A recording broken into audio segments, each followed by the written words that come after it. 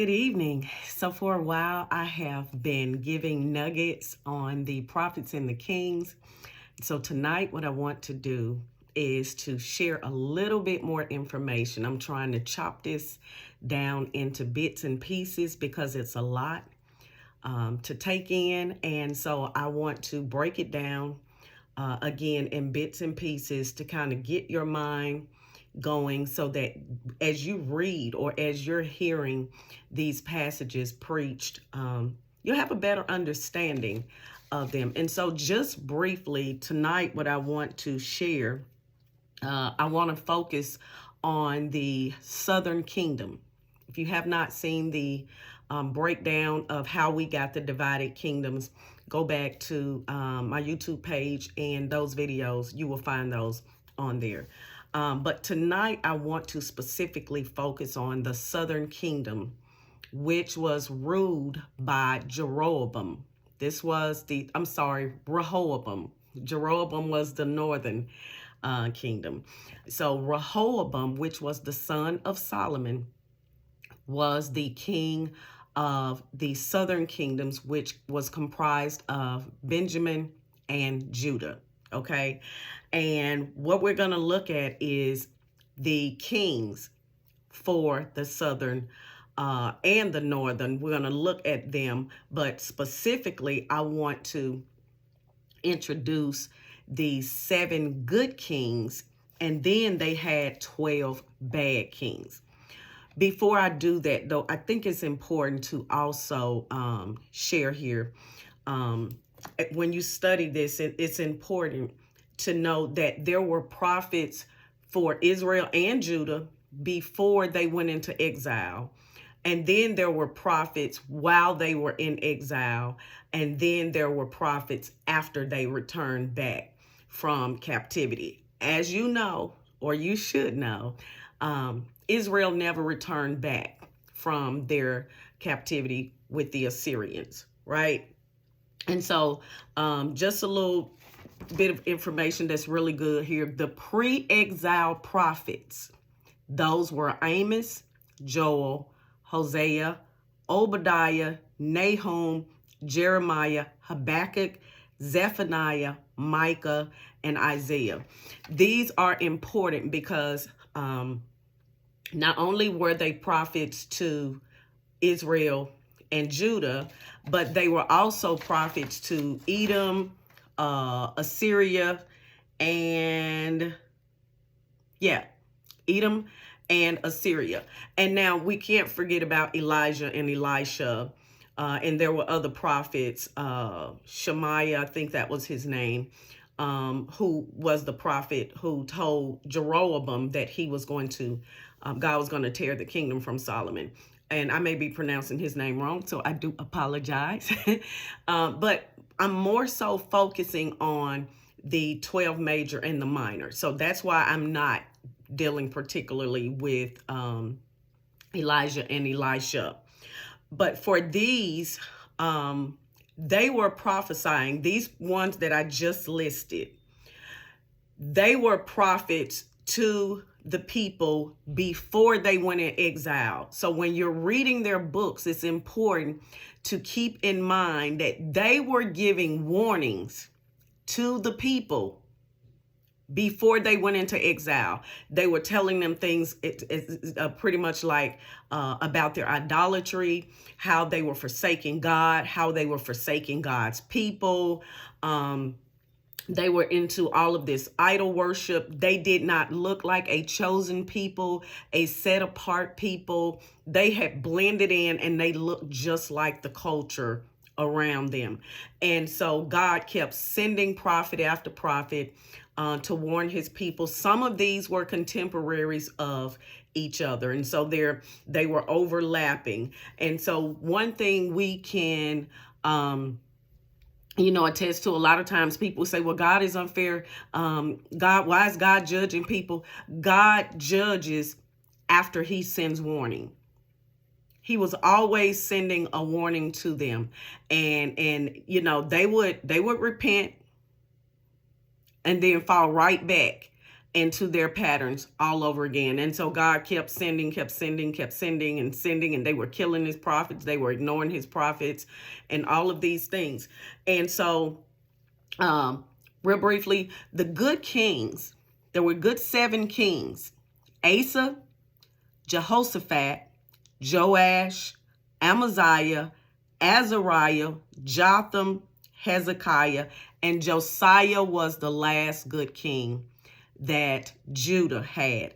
Everybody else was a bad king. And one of those kings was actually a woman.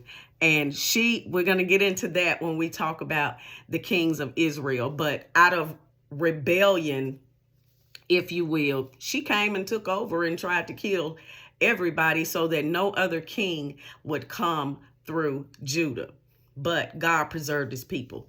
And so another thing that's important to note is when we look at the kings, okay, the kings of Judah, when you go and you read about them over in the book of Kings, 2 Kings in particular, you need to know that you need to go and read 1st and 2nd Chronicles as well. Because, and I have to always say this, a lot of times people say, oh, the Bible contradicts itself. They're not reading it right. Because once you read 1st and 2nd Kings and you read 1st and 2nd Chronicles, these are the chronicles about the life of the kings. What you're going to find out is you're going to get some more details in 1st and 2nd Chronicles that coincide with 1st and 2nd Kings. As well, when you go and read the prophet, when you read the book of the prophet, it will help you to better understand. And I'm going to give an example here in just a few minutes. So when you're reading the kings of Judah, what you're going to see when that book opens up, it's going to tell you about that king's accession, when he took his throne, how old he was, who was his father. Some of them give you the name of the mother and what tribe she was from, who her father was. What was that king's tenure? How long did they reign as king? What their deeds were. Were there good deeds? Were there bad deeds? Sometimes you will see where this king did good. This king did what was pleasing in the eyes of God. However, many of them failed to tear down the high places. Okay. And then you will find out that they rested with their father, and this is who succeeded them. That's pretty much the gist of what you're going to run into when you read those books. And so when you're reading them, and when you read about the prophet, for example, when we look at Obadiah was a prophet during 848 to 841, and he prophesied to Edom, which was an enemy of Israel. And so they were constantly going to war. These kings, their enemies were at them. These two kingdoms were at odds with each other. But when you're reading Obadiah, you read the book of Obadiah, which was pre-exile.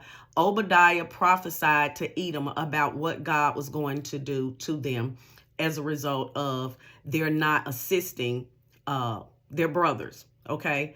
And then you would look at Joel.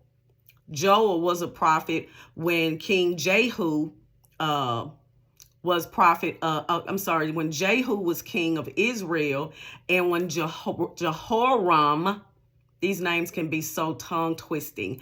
Jehoram was the king of Judah. Joel was a prophet to Judah. That makes sense to you when you read what his message is and what he's saying to the people of Judah during his time. He was prophet from 835, not very long for him. And you will read that over in 2 Kings chapter 8. And then Jehu was king, and you can read about that over in 2 Kings chapter 3 through 9. But he was a prophet to Judah.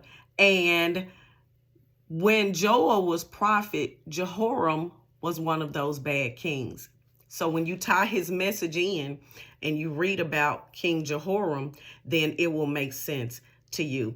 I want to stop right there because I want to keep these very brief, but I want to encourage you to go over and read that. And then you're going to go over and read the account. What I'll try to do is come back and put where in First Chronicles, Second Chronicles, you can actually tie this in to Obadiah. I'll do Obadiah and Joel, where you can go and you can actually read those passages, and you can read the chronicles about that king, so that you tie the kings, the chronicles, and the prophet together.